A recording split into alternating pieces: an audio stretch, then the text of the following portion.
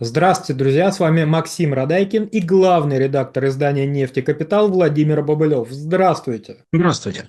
Европейские чиновники готовят для США ответные меры в случае тарифных торговых войн, утверждает Политико. Европейские чиновники в большей мере надеются договориться с Трампом, но учитывая его непредсказуемость, о которой известно всем, они готовят событь во всеоружии, чтобы чем-то ответить. А есть ли вообще поле для маневра у евробюрократов в условиях отказа от ископаемого топлива из России? Хороший вопрос. Я вот тоже задаюсь вопросом, а есть ли у них что-то такое острое, чем они могут кольнуть Байдена в том случае, если он вкрутит им там какие-нибудь 50-процентные пошлины. Ну, прежде всего, если посмотреть на торговый баланс Европы и США, а Байден про это уже сказал несколько раз, что этот баланс его не устраивает, баланс этот не в пользу Европы. То есть, соответственно, объемы поставок из Штатов в Европу в денежном выражении значительно превышают поставки Европы в США. Поэтому, скажем, ограничить какой-то европейский экспорт, чтобы США это заметили и начали там испуганно там, почесываться, ну, я даже не знаю, что это может быть. Ну, вот затрудняюсь сказать, честное слово. Поэтому, скорее всего, это попытки договориться о том, чтобы все-таки как-то смягчить, может быть, даже не риторику, черт с ней с риторикой, пусть говорит, что хочет, а главное, смягчить те решения, которые могут быть Байденом, прошу прощения, Трампом приняты, поскольку действительно человек, он непредсказуемый, он говорит много интересного и агрессивного, а что из этого будет реализовано – большой вопрос. Ну, в данном случае можно сказать, что скорее Европа зависит от США, потому что ну, объемы поставок энергоресурсов, прежде всего газа, ну, собственно говоря, и нефти из США в Европу, а эти объемы, они критически необходимы для европейской промышленности, ну, соответственно, это много. Это фактически определяет там жизнь Европы, ее выживаемость. Соответственно, те же самые какие-то поставки там, технологий, ну, в данном случае перевес тоже на стороне США.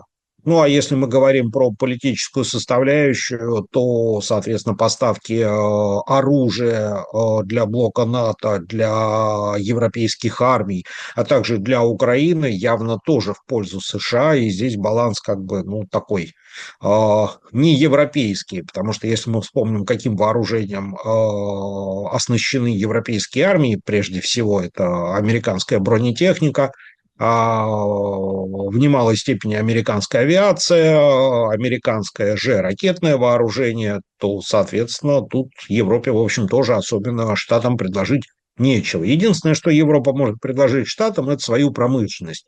Потому что промышленность Европы в силу бескормицы энергетической постепенно начинает перебираться, в том числе и в США. Ну, а США способствовали этому, приняв в прошлом году закон о контроле над инфляцией, который предусматривает стимулирующие меры для тех компаний, которые готовы перебираться из Европы в США и заниматься производством каких-то энергосберегающих зеленых технологий и проектов. Поэтому даже не могу сказать, что именно может Европа запретить, чтобы Штаты это почувствовали. Ну, если только речь идет не о том, что Европа меняет политический курс и назло Штатам начинает, например, каким-то образом замеряться с Россией, снимать санкции и формировать некий антиамериканский европейско-российский блок. Вот это, я думаю, Штаты бы очень сильно испугало, но в текущей ситуации, я думаю, до этого достаточно далеко. Такой вопрос. Трамп же возбудился на тему продажи газа и нефти в Европу. Ну, то есть, если вы не будете покупать, мы будем вам гаечки прикручивать. А Трамп вообще располагает такими объемами газа и нефти для продажи, чтобы вот этот вот дисбаланс в 300 миллиардов долларов покрыть? Ну, это вряд ли возможно, потому что сейчас Штаты, конечно, усиленно, активно продают СПГ и нефть в Европу, но по разным оценкам, в принципе, эти объемы, они близки, ну, где-то как-то к потолку, потому что, соответственно, есть еще объемы поставок в Азию, есть объемы поставок на внутренний рынок. Как мы знаем, Байден запретил развитие новых СПГ-проектов, соответственно, для того, чтобы нарастить объемы добычи газа и объем производства СПГ, нужно запустить эти проекты, а это не 1 год и не 1 миллион долларов. Плюс ко всему, в годы правления Байдена нефтяные компании были ограничены в своих каких-то объемах производства зеленой байденовской повесткой, и поэтому из как бы инвестиций в разведку и добычу они ударились в выплаты своим акционерам. И, соответственно, средства, которые могли бы быть в какие-то периоды инвестированы в дальнейшее развитие отрасли, они были розданы тем, кто владеет этими компаниями. Ну, собственно говоря, все довольны.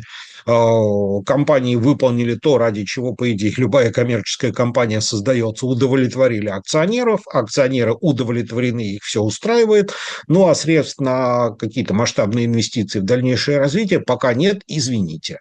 Ну и, соответственно, что касается оценок перспектив добычи в США, сейчас США добывают, ну, фактически максимум из того, что они добывали когда-то раньше. То есть сейчас объемы добычи, по-моему, превышают 9,3 миллиона баррелей в сутки.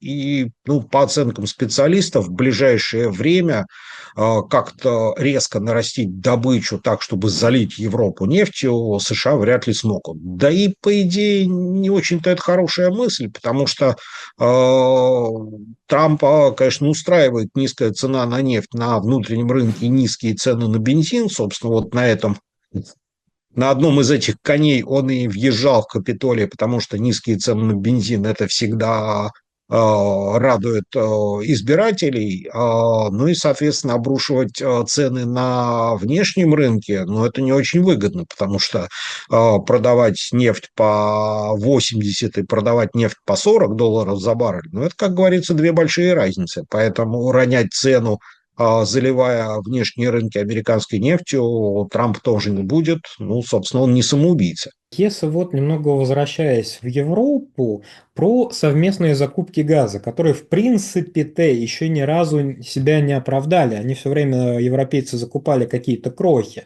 Но европейские компании, если госкомпании, которые вот реальные потребители газа, промышленность, они лишены юридически возможности заключения долгосрочных контрактов. Но компании-посредники могут подписывать долгосрочные контракты. Например, азиатские страны с Ближним Востоком и на 40 лет могут подписать поставки СПГ. Ведь получается, что никто и не мешает европейским компаниям частным закупать на Ближнем Востоке те же объемы. В принципе, да, европейским компаниям никто не мешает заключать долгосрочные контракты на поставки СПГ. Другое дело, что хотят ли продавцы заключать эти контракты на таких условиях. Понятно, когда ты заключаешь долгосрочный контракт, имея в качестве логистики газовую трубу. Ну, здесь, собственно говоря, взаимная зависимость продавца и покупателя.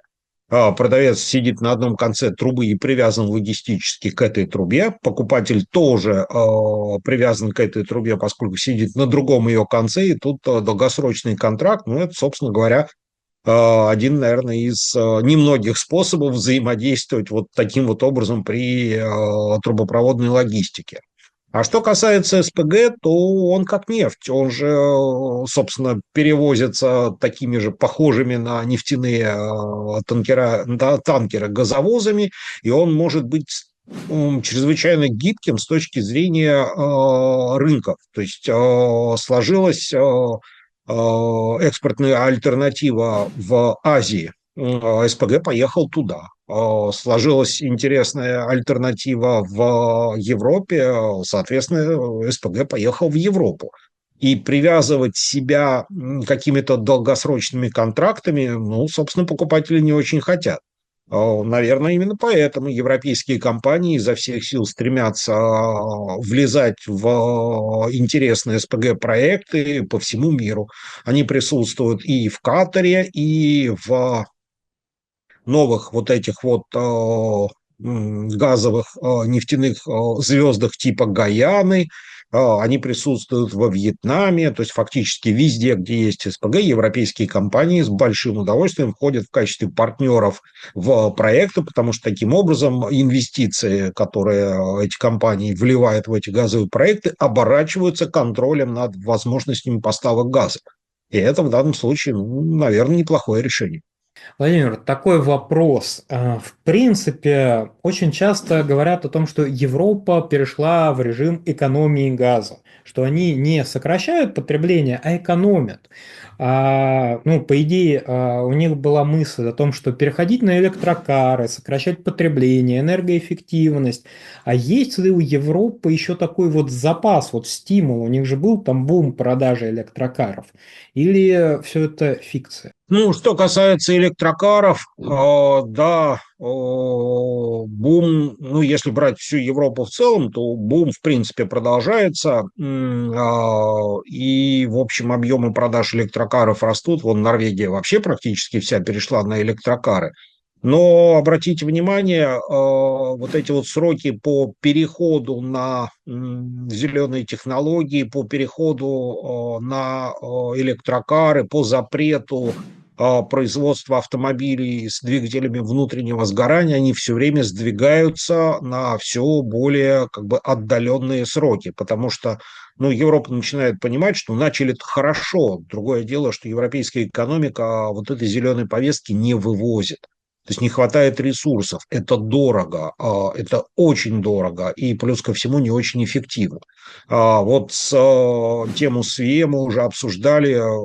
Да, объемы производства электроэнергии за счет возобновляемых источников растут, но это нестабильная история, потому что, во-первых, это все зависит от погоды, и есть тут там, пики производства, то падение, когда объем производства электроэнергии из возобновляемых источников падают до нуля, и тогда стоимость электроэнергии растет. Вот как сегодня в Великобритании, где стоимость выросла до 340 фунтов, потому что ветер стих, а солнца нету.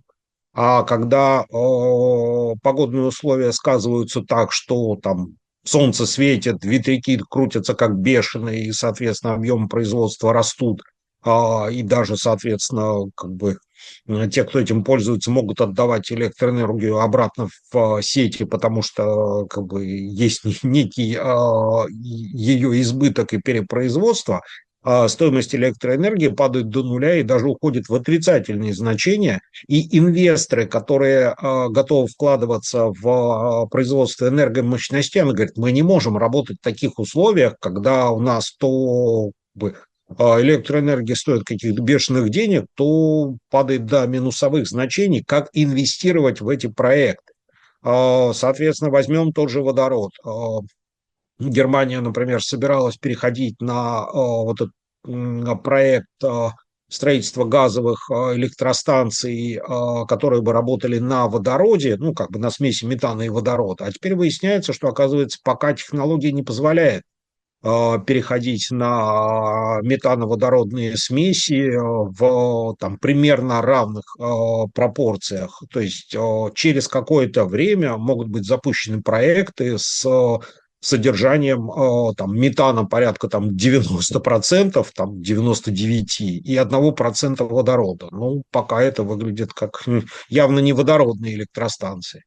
То есть получается, что взятый Европой зеленый курс оказался, ну, вернее, эти задачи и какие-то цели, которые были поставлены в рамках этого курса, они оказались настолько амбициозными, что не хватает ни сил, ни ресурсов, ни средств для того, чтобы их достичь.